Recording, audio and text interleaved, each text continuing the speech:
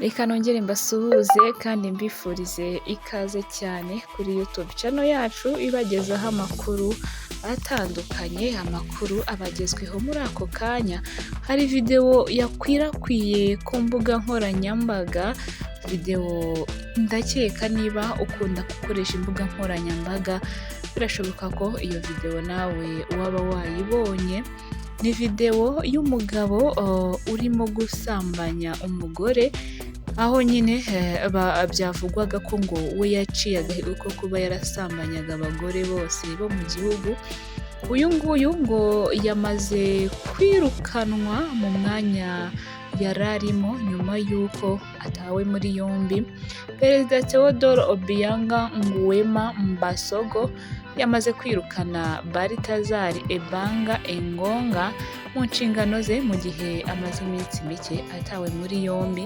Abagore bakomeye muri Equatorial Guinea, Balthazar Ebanga Engonga yafashe amashusho barimo baryamana. Bamaze gushyirwa ku rutonde aho bagera ku bagore 13, ariko sabo gusa, bavuze ko hari n'abandi benshi batigeze bamenyekana.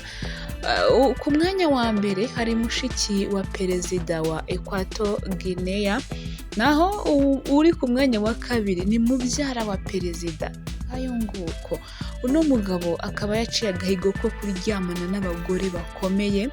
Ku mwanya wa gatatu nanone yaryamanye n'umugore uhagarariye umutekano wa perezida. Ku mwanya wa kane ni umugore w'umushinjacyaha mukuru wa Equatorial Guinea, naho ku mwanya wa gatanu, ntujye kure, manuka gatoya ubanza ukora akitozo ko gukanda subscribe niba ugejeje kuri uyu munota ukireba ino video. Kora subscribe ukande ku nzogera. Reka twikomereze ku mwanya wa gatanu. Mubwire umugore uyu mugabo yasambanije, amashusho yakayashyira ku karubanda. Ni umugabo udasanzwe, ni umugabo wateye ubwoba abantu. Abenshi bamugereranyije na Kazungu wo mu Rwanda, nubwo we yabasambanyaga ariko ntabice.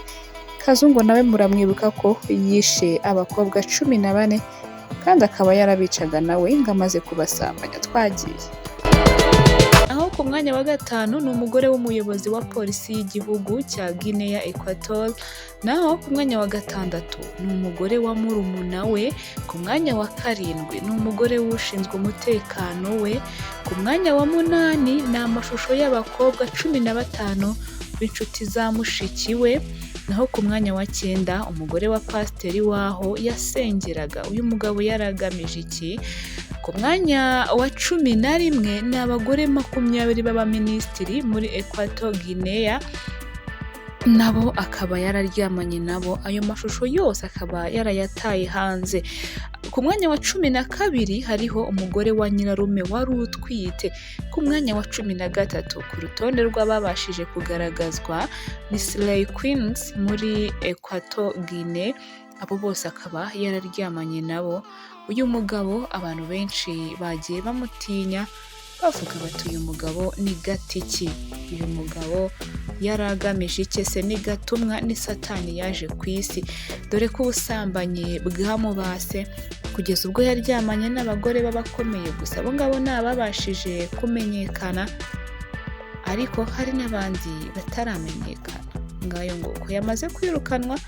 Nubwo yirukanwa ariko n'ubundi yageze mu maboko y'ubutabera kugira ngo abazwe byinshi kuri ibyo byaha yakoze maze abiryozwe. Ngayo nguko, amahoro y'Imana akomeze kubana namwe. Shalom shalom.